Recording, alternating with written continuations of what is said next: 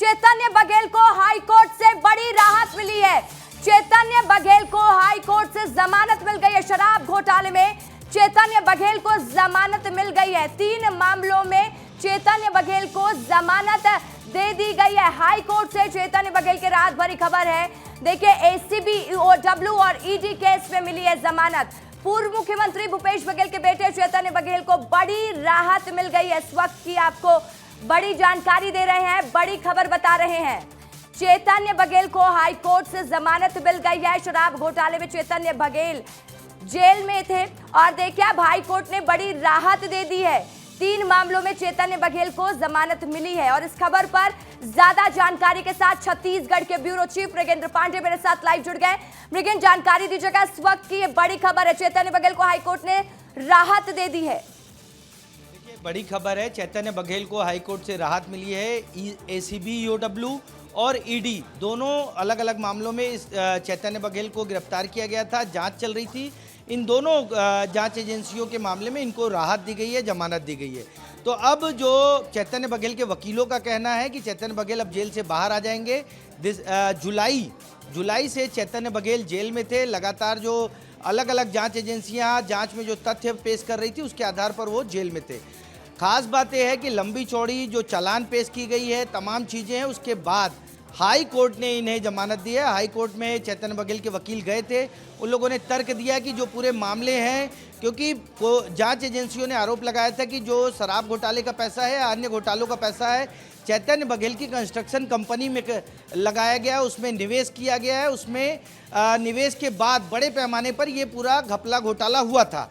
अब जो है हाई कोर्ट से राहत मिली। ऐसा माना जा रहा है कि 1-2 दिन में जब हाई कोर्ट से पेपर आ जाएंगे उसके बाद चैतन्य बघेल को जेल से बाहर किया जाएगा। लेकिन खास बात यह है कि चैतन्य बघेल जुलाई से अब तक जेल में थे। उनके मामले को लेकर हजारों पन्ने की चार्जशीट पेश की गई, चाहे जांच एजेंसी ईडी हो या एसीबी OW, दोनों की तरफ से अलग अलग चार्जशीट पेश की गई। और उसमें कहा गया कि इस पूरे मामले में, क्योंकि बड़ा सिंडिकेट है, आपने देखा कि छत्तीसगढ़ के शराब घोटाले, कोयला घोटाले में बड़े बड़े अधिकारी, नेता, ब्यूरोक्रेट्स सभी फंसे थे। बहुत सारे लोग जेल में थे और बहुत सारे लोग बेल पर हैं।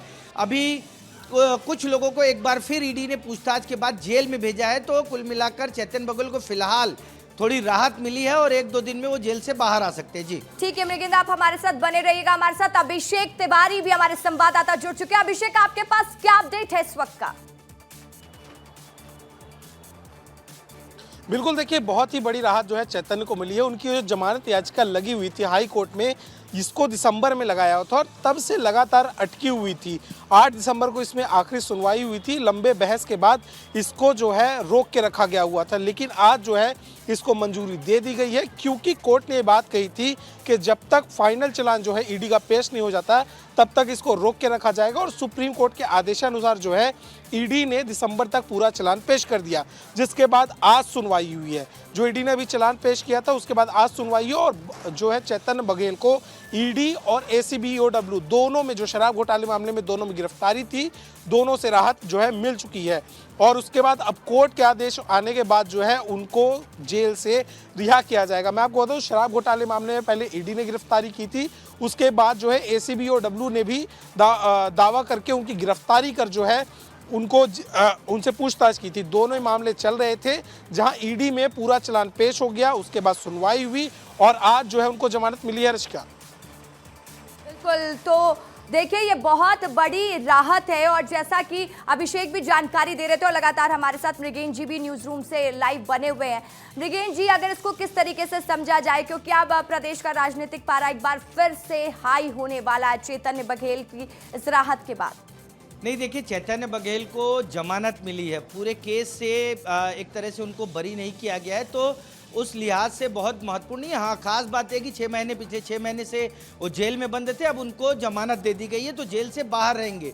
लेकिन जो पूरा मामला है, जो हजारों करोड़ के घोटाले का मामला है, उसमें केस चलता रहेगा। वकील, जांच एजेंसियों के वकील अपने तथ्य और तर्क प्रस्तुत करते रहेंगे।